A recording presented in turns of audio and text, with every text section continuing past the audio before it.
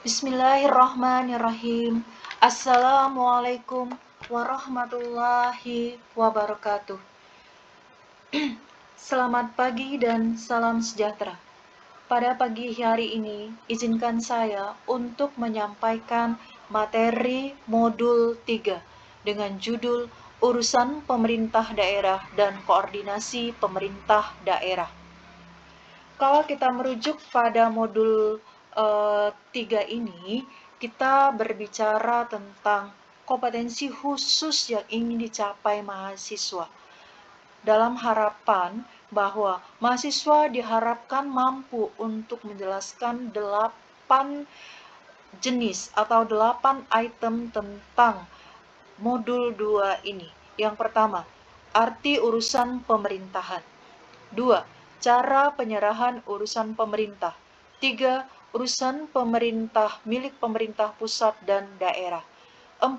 Urusan pemerintahan milik pemerintah pusat menurut Undang-Undang Nomor 32 Tahun 2004. 5. Urusan pemerintahan milik pemerintah provinsi menurut Undang-Undang Nomor 32 Tahun 2004. 6. Urusan pemerintah milik pemerintah kabupaten atau kota menurut Undang-Undang Nomor 23 Tahun 2014. 7. Koordinasi pemerintah daerah. 8. Kerjasama antara daerah. Nah, jadi kerjasama antar daerah.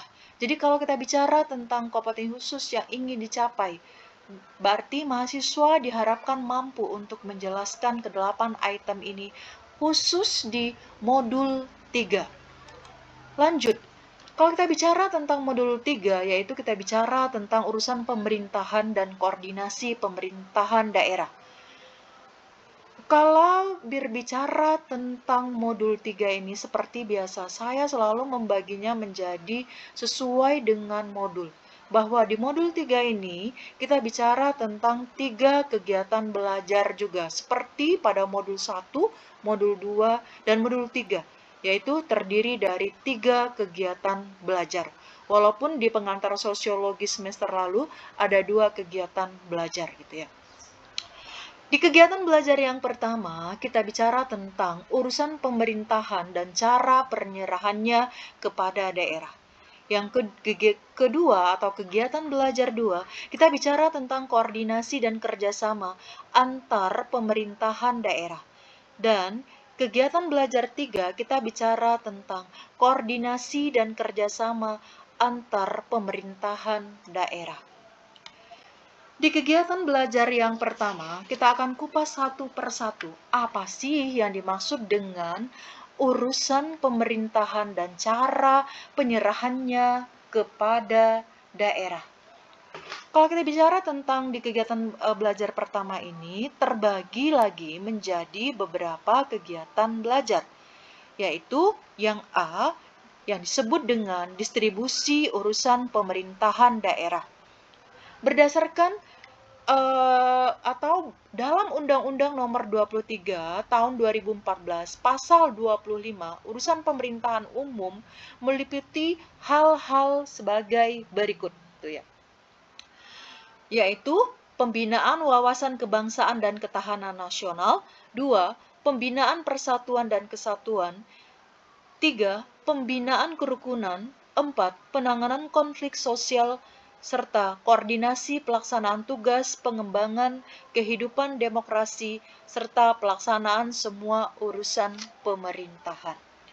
Apa sih yang disebut dengan distribusi dalam urusan pemerintahan ini? Seperti yang sudah kita bisa lihat bahwa dalam bidang eksekutif, rakyat menyerahkan kedaulatan kepada presiden dengan cara memilihnya secara langsung. Dengan adanya penyerahan kewenangan pemerintah oleh rakyat kepada presiden, presiden menjadi penanggung jawab pemerintahan tertinggi di negara Indonesia. Oleh karena itu, segala hal yang berhubungan dengan penyelenggaraan pemerintahan menjadi tanggung jawab presiden. Dalam rangka memikul tanggung jawab ini, Presiden mengangkat menteri sebagai pembantunya. Jadi, tugas utama Presiden bersama anggota kabinetnya adalah menyelenggarakan pemerintahan untuk mencapai tujuan negara sebagaimana ditetapkan dalam Undang-Undang Dasar 1945. Kalau kita melihat bahwa ada 7 unsur distribusi daerah dalam pemerintahan itu, yaitu kita bicara tentang pembinaan wawasan, kemudian kita bicara tentang pembinaan persatuan dan kesatuan bangsa, kita bicara tentang pembinaan kerukunan antar suku, intrasuku, umat beragama, ras, serta golongan lainnya guna mewujudkan stabilitas keamanan lokal, regional, dan nasional. Keempat, penanganan konflik sosial sesuai dengan peraturan perundang-undangan. 5. Koordinasi pelaksanaan tugas antar instansi pemerintah yang ada di wilayah daerah provinsi dan daerah kabupaten kota untuk menyelesaikan permasalahan yang timbul dengan memperhatikan prinsip demokrasi, hak asasi manusia, pemerataan, keadilan, keistimewaan, dan kekhususan potensi, serta keragaman daerah sesuai dengan ketentuan peraturan perundang-undangan. 6. Pengembangan kehidupan demokrasi berdasarkan Pancasila. Serta 7. Pelaksanaan semua urusan pemerintahan yang bukan merupakan kewenangan daerah dan tidak dilaksanakan oleh instansi vertikal. Nah, jadi kalau kita melihat di distribusi urusan pemerintahan daerah ini, ada skema, terutama sumbernya diambil dari Samuel Hummes 4, Local Governance dan National Power, di bukunya yang diterbitkan pada tahun 1991. Di dalam distribusi fungsional dan kewilayahan ini, ada gambar atau skema 3.1, di mana tingkat pemerintahan umum melalui pemerintah pusat, atau kemudian ada kementerian pusat, kemudian wilayah, ada pemerintah wilayah, kemudian dibagi lagi menjadi cabang departemen wilayah, agen khusus kementerian pusat. Kemudian di pemerintah daerah, kemudian ada cabang departemen di daerah. Nah, ini kalau kita melihat ini sumber dari Samuel Hummes 4 ini, Local Governance dan National Power tahun 1991, ada gambar titik 1, yaitu gambar tentang distribusi kewenangan jalur fungsional dan kewilayahan gitu. Kita lanjutkan. Kegiatan belajar yang kedua berdasarkan Undang-Undang Dasar cara penyerahannya, kita tahu bahwa ada yang disebut dengan cara penyerahan urusan pemerintahan. Kalau kita bicara tentang cara penyerahan urusan pemerintahan daerah itu dilihat dari terbagi menjadi 3, yaitu yang pertama, urusan pemerintahan absolut sepenuhnya menjadi kewenangan pemerintah pusat. Kemudian ada yang disebut dengan urusan pemerintahan kongruen, yaitu sepenuhnya dibagi antara pemerintah pusat, daerah, provinsi, dan daerah kabupaten kota. Dan yang ketiga, kita bicara tentang urusan pemerintahan umum.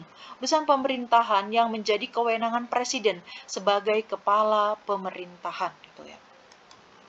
Kita lanjutkan di kegiatan belajar 2. Kalau kita merujuk pada kegiatan belajar 2 ini, kita bicara tentang kewenangan pemerintah pusat.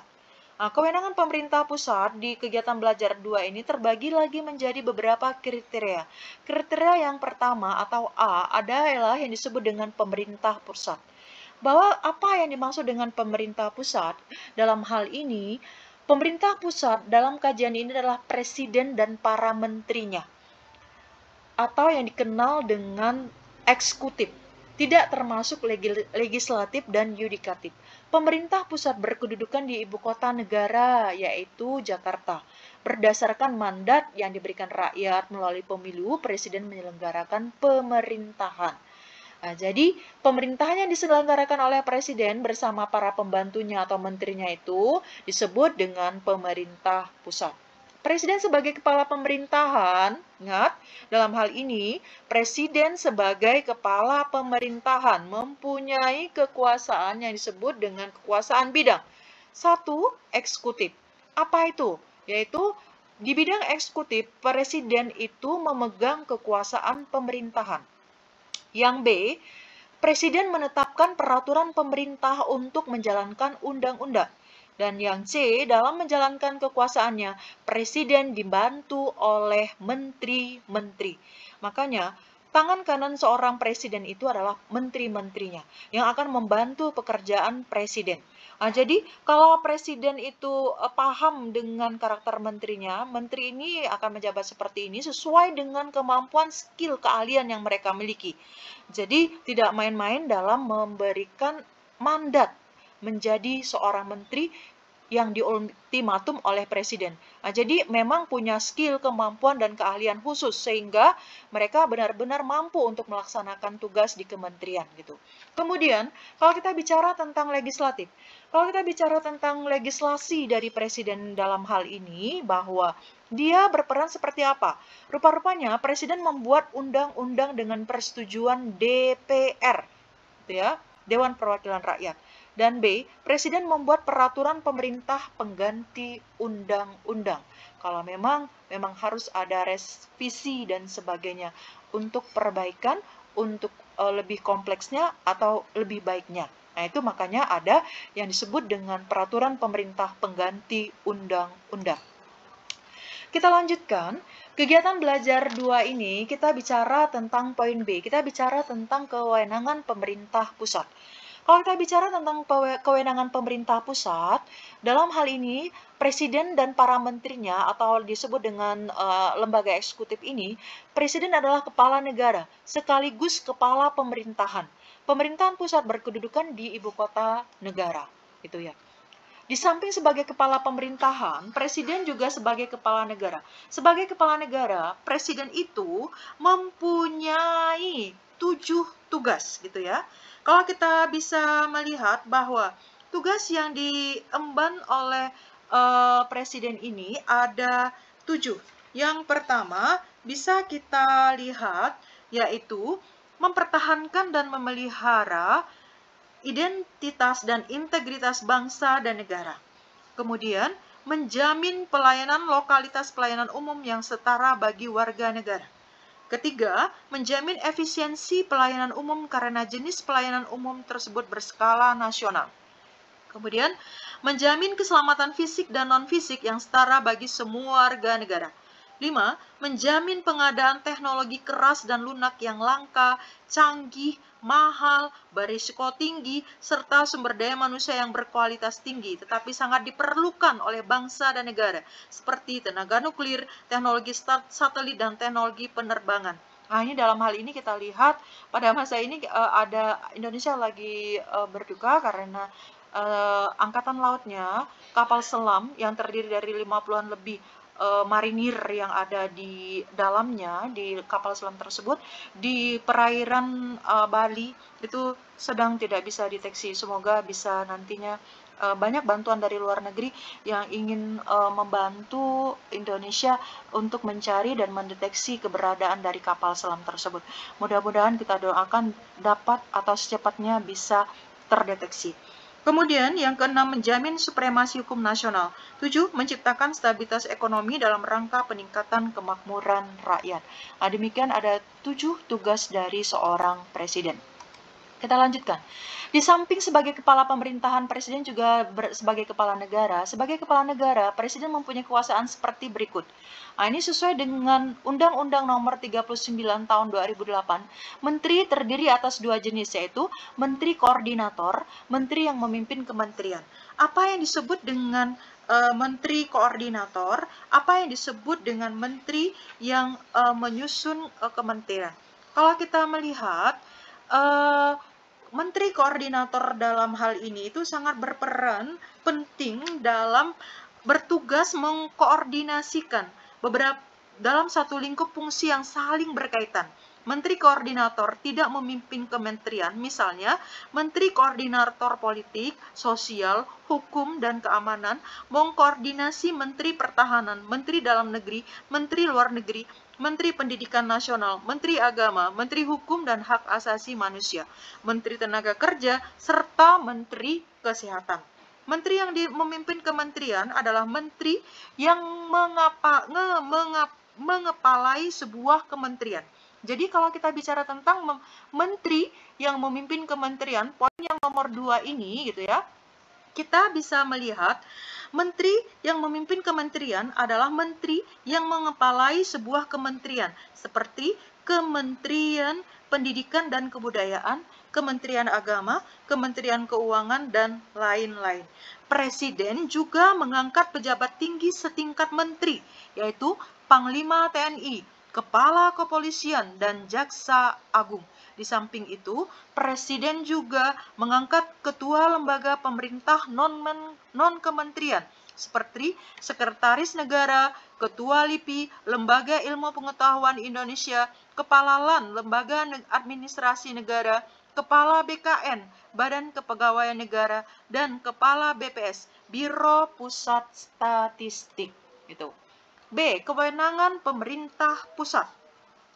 Kalau kita bicara tentang kewenangan pemerintah pusat di dalam hal ini, kita melihat berdasarkan Undang-Undang Nomor 22 Tahun 1999, pemerintah pusat memiliki kewenangan yang disebut dengan yang pertama, politik luar negeri, 2, pertahanan keamanan, yang ketiga, peradilan, keempat, moneter dan fiskal, 5, agama, 6, kewenangan lain. Nah, jadi kalau kita bicara tentang apa sih yang disebut dengan kewenangan politik luar negeri, ini kita punya bahwa ini kewenangan mutlak dari pemerintah berdasarkan Pasal 7 Undang-Undang Nomor 22 Tahun 1999 yang tidak bisa diganggu-gugat, bahwa pemerintah pusat itu memiliki 6 kewenangan penuh atau kewenangan mutlak, yaitu yang terdiri dari politik luar negerinya dan kewenangan-kewenangan lain yang memang sudah dijadikan ultimatum dari pemerintah pusat untuk dia berkarya, dia punya kewenangan untuk menjembatani atau mempunyai power atau kekuatan yang dimilikinya sebagai pemerintah pusat dengan wewenang yang sudah melekat di dalam dirinya. Kita lanjutkan. Kalau kita bicara tentang kewenangan pemerintah pusat di kegiatan belajar 2 juga, kita bicara dengan cara penyerahan urusan pemerintah menurut Undang-Undang Nomor 23 Tahun 2014, yaitu mengklasifikasi urusan pemerintah menjadi 1, urusan pemerintah absolut, 2, urusan pemerintah kongruen, 3, urusan pemerintah umum. Oke, kita lanjutkan kegiatan belajar 3. Nah, ini di dalam modul 3, di kegiatan belajar 3 ini, kita bicara tentang koordinasi dan kerjasama antar pemerintah daerah. Koordinasi dan kerjasama antar pemerintah daerah ini dibagi menjadi beberapa kriteria lagi. Seperti yang di kegiatan belajar 1, kegiatan belajar 2, ada subbagian materi. Subbagian materi dari kegiatan belajar 3 yang A adalah pengertian koordinasi. Koordinasi mengandung 3 unsur gitu ya. Nah, kalau kita bicara tentang apa sih yang disebut dengan konsep koordinasi, dalam hal ini konsep koordinasi berdasarkan atau berangkat dari mekanisme sebuah sistem yang terdiri atas berbagai komponen yang saling berkaitan atau berhubungan satu sama lainnya dan saling mempengaruhi untuk mencapai suatu tujuan bersama. Hubungan antar komponen tersebut harus harmonis serta bergerak bersama sesuai dengan fungsi dan perannya masing-masing untuk mencapai tujuan. Semua komponen sama penting yang berbeda kontribusinya dalam mencapai tujuan. Hilangnya atau dianggap tidak penting satu komponen dalam sistem akan membuat timpangnya jalan sistem tersebut. Makanya kalau kita bicara sistem yang tidak adil akan menimbulkan sebuah ketimpangan. Apabila sistem ada yang rusak, juga akan menimbulkan ketimpangan. Oleh karena itu, sebaiknya antar komponen itu saling berkoordinasi supaya tidak menimbulkan ketimpangan, tidak menimbulkan kecemburuan, tidak menimbulkan ketidakadilan. Gitu, seperti itu. Kemudian dalam upaya memperlancar dan mengharmonisasikan jalannya sistem tersebut, sangat diperlukan koordinasi seluruh anggota atau komponen unit yang membentuk sistem tersebut. Koordinasi ini juga mengandung 3 unsur, seperti yang ada di paparan slide PowerPoint ini. Kalau kita bicara tentang yang pertama, sebagai kegiatan penyatu paduan kegiatan unit-unit organisasi. Yang kedua, kegiatan tersebut menghilangkan kekacauan dan ketidakselarasan antar unit atau pejabat. Yang ketiga, kegiatan tersebut digunakan untuk menyatu padukan program, waktu, dan biaya dalam rangka pencapaian tujuan. Nah, itu kalau kita bicara tentang koordinasi dan kerjasama antar pemerintah daerah. Kemudian kita lanjutkan, koordinasi dan bekerjasama antar pemerintah daerah ini meliputi koordinasi pemerintahan. Daerah merupakan bagian integral dalam manajemen pemerintah daerah. Koordinasi pemerintahan itu meliputi hal berikut. Yang pertama, kegiatan dan pembangunan akan melibatkan sumber daya masyarakat. Oleh karena itu, hasil guna dan daya guna menjadi pedoman. Yang kedua, bagaimana menjamin keterpaduan dalam kegiatan untuk mencapai tujuan bersama dalam pemerintahan dan pembangunan. Yang ketiga, komponen yang terlibat penting berbeda kontribusi, perbedaan, dan fungsinya. Nah, ini kalau kita bicara tentang poin bagian dari kegiatan belajar yang pertama, yaitu kita bicara tentang pengertian koordinasi. Sudah paham apa itu koordinasi? Merupakan sebuah kerjasama apabila ada salah satu yang timpang akan tidak sinkron koordinasi tersebut. Kemudian yang bagian B, peran gubernur dan bupati atau wali kota dalam mengkoordinasi penyelenggaraan pemerintahan di daerah. Peran kepala daerah dalam koordinasi pemerintahan dan pembangunan daerah adalah terdiri dari 5 bagian. Yang pertama, koordinasi perencanaan. Apa sih koordinasi perencanaan? Kepala daerah mempunyai rencana pembangunan jangka panjang atau RPJP, rencana pembangunan jangka menengah atau RPJM, dan rencana kerja pembangunan atau RKP. Dalam pembuatan perencanaan pembangunan tersebut, kepala daerah berkoordinasi dengan DPRD untuk mencapai persetujuan. Kemudian yang B, kita bicara tentang koordinasi pelaksanaan. Apa itu koordinasi pelaksanaan? Hasil perumusan kebijakan teknis masing-masing dinas atau lembaga teknis daerah berupa program kegiatan dilaksanakan dalam bentuk program kegiatan pemerintahan dan pembangunan satuan pimpinan unit organisasi yang ada wajib mengawasi dan mengkoordinasikan bawahannya masing-masing agar tidak terjadi penyalahgunaan, penyimpangan, dan sejenis lainnya. Kalaupun ada, kesalahan tersebut segera diperbaiki.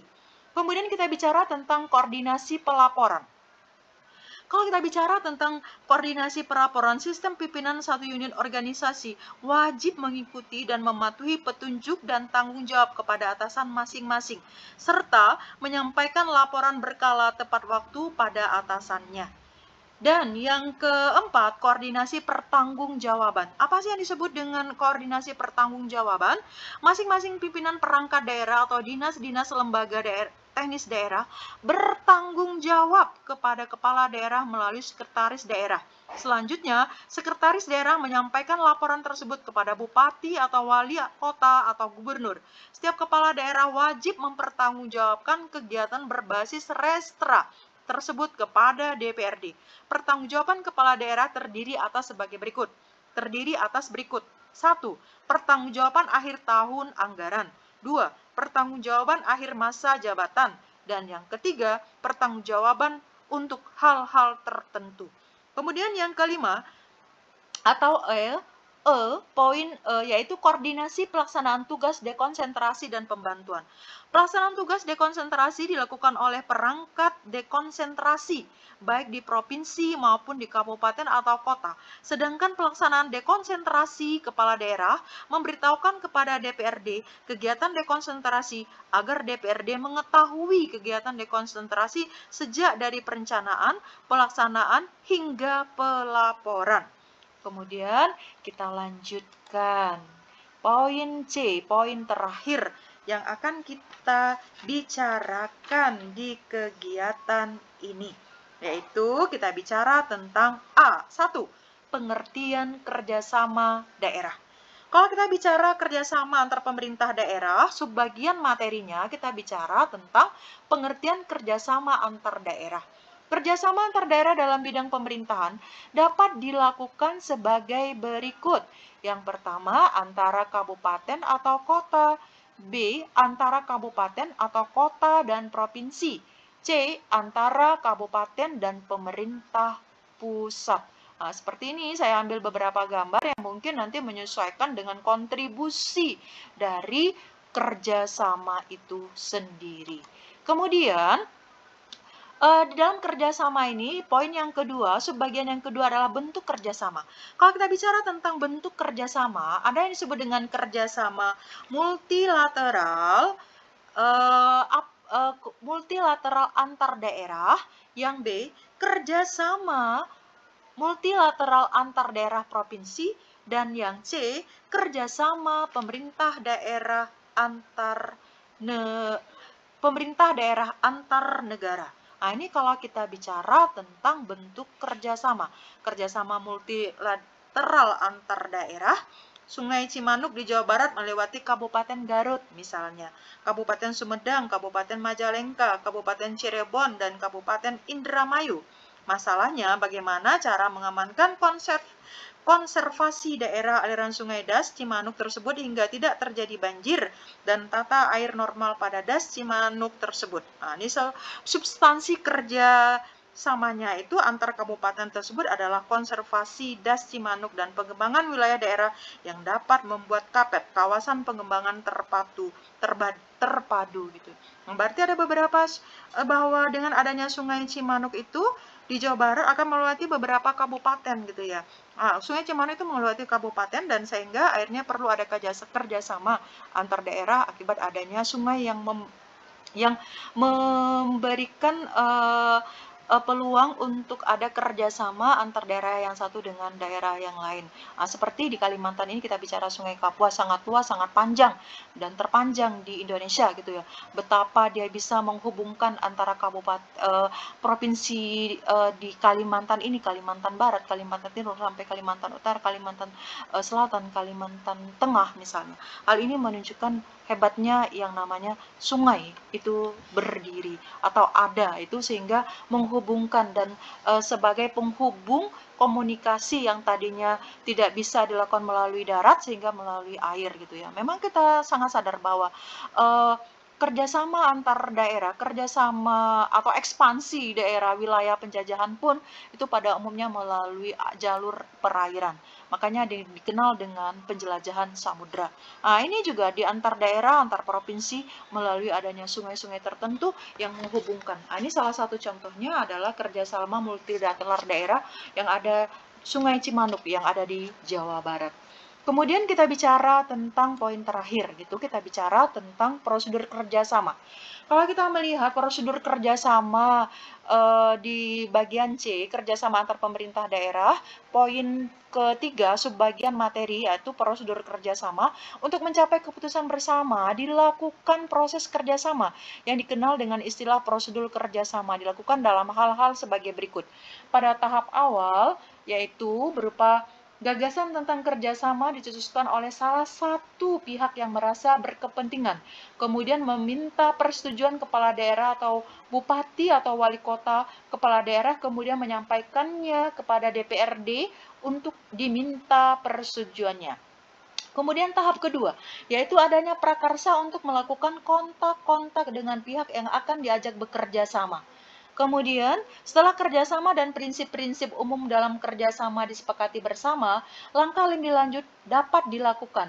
Tahap ini merupakan penggarapan teknis kerjasama agar dapat berjalan dan menguntungkan pihak yang bekerja sama.